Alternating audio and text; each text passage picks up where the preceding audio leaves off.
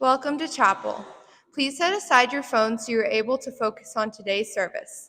Today, we will have 3 senior speeches. First up, we have Patrick Van Eyck. Patrick has been a student at St. Stephen's for the past 7 years. During his time here, he has been a member of the varsity cross-country team, president of the Spanish National Honor Society, president of the chess club, captain of the academic team, a global scholar, involved in the exchange program, part of student council, and involved in the school musicals. A fun fact about Patrick is that his special talent is stage fighting. Please give a warm welcome to Patrick.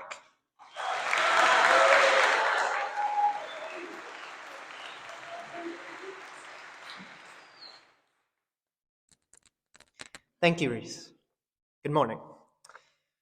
Every action and decision happens in a moment. Any choice you make or don't make is individually made within a split second. You can only live in the present. The past is gone and the future is unknowable.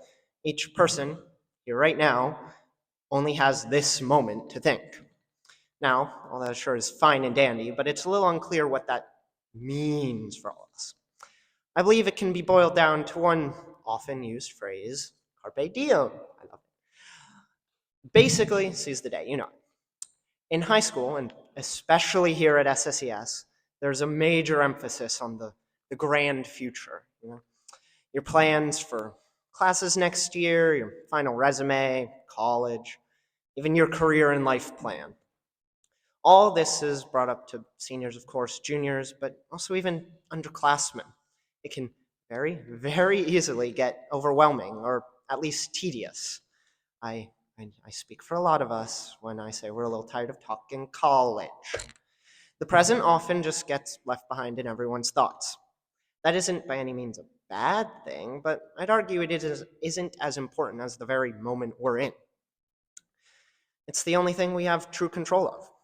You can never guarantee the future. That's extremely obvious to all of us who got mixed up with COVID.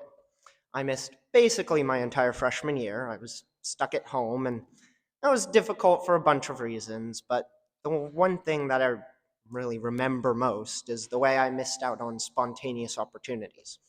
Running for things like student council, making new and unexpected friendships in Spanish class, and little things like Chipotle after school just didn't happen. COVID's mostly over now, but the risk of getting caught up in the future still stands. Now, that isn't to say to pursue the easy option or just put off pressing work. It's really the opposite. It's saying that each time you're presented with an opportunity, take it. And really, a chance to get work done is just as valuable as any other opportunity. When you have any free moment, put in the most effort, the most talent, and the best just pure work you can. That's the most respectful thing you can do for yourself, present and future. My dad says often that the best time to do anything is right now. Best time for me to give my speech? Right now, here in chapel. I could have theoretically put it off a little longer, but you're just hurting yourself and giving more chances for life to take that opportunity away from you. Now is always the best moment. And Instagram Reels is the enemy of taking action. Just need to say that. Don't be impatient or demanding, but instead practice your ideals in every moment. One of the great traps is saying, oh, I'll get better at X thing when I have more time later, or I'll just be a better person or more polite once I'm graduated. Miss Palmer told me at the end of last year that the imagined future copious amounts of free time that I thought I'd have often doesn't really materialize, and I didn't believe her, but here we are, almost fourth interim senior year, and well, her and calculus have convinced me. Now, honestly, I'm saying this all as someone who's not amazing at avoiding procrastination, but I'm here to remind myself just as much as anyone else. Works. The nice thing is it's easy to start right now. It's convenient. I hope that maybe everyone here can at least take to heart a little the necessity to be more daring, more assertive generally in both schoolwork and social life and driver's licenses. If you It's like my one thing of advice. If you don't have a driver's license, get it as soon as you can. Makes the whole living in the moment thing way easier.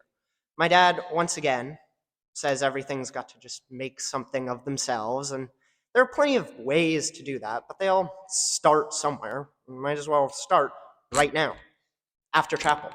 Block third period. Carpe diem, do it. Um, and then, speaking of my dad, he starts a long list of people I really love and adore, and I know he knows that, but I should say it anyway. And he's accompanied on that list by my mom and grandma, both absent, who also listen to my countless opinions. And of course, my friends, who I rely on more than you expect, from Sam, Jaden, and Maddie, to Evie and Reese, to Study Hall Trio, Sandra, Edward, Theo.